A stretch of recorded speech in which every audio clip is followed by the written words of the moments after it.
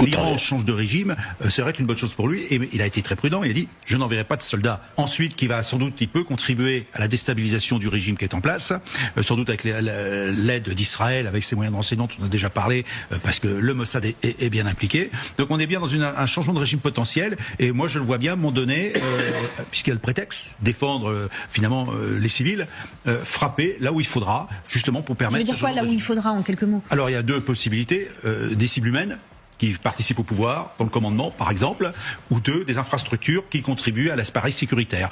Donc on est bien dans l'affaiblissement du régime qui montrera par ce fait-là s'il y a des frappes physiques, qu'il n'est pas capable de se protéger lui-même et qu'il est temps de changer. Je pense que tout le monde se prépare depuis longtemps à un affrontement potentiel avec l'Iran d'une manière ou d'une autre, que l'Iran a montré qu'elle n'était pas capable de se protéger, avec les frappes israéliennes et américaines il y a quelques mois. Donc aujourd'hui, l'Iran n'est pas en position de force et à mon avis c'est plutôt un tigre de papier qu'autre chose. Leur souhait, c'est que l'Iran tombe.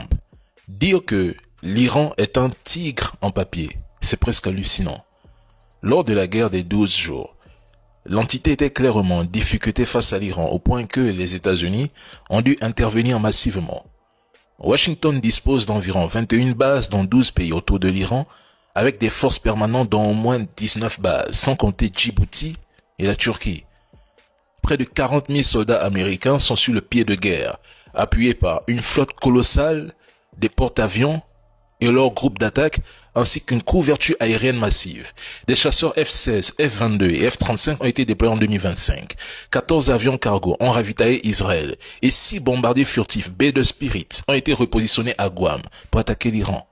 Et malgré tout cela, l'Iran est resté debout. Sans le soutien américain, où en serait l'entité aujourd'hui? Et soyons logiques. Quand des manifestations en Iran sont infiltrées et attisées par des services de renseignement étrangers et que des individus attaquent ceux qui refusent d'y participer, ce n'est plus une contestation populaire. C'est une tentative de changement de régime. C'est le schéma classique des révolutions colorées. L'histoire récente est claire.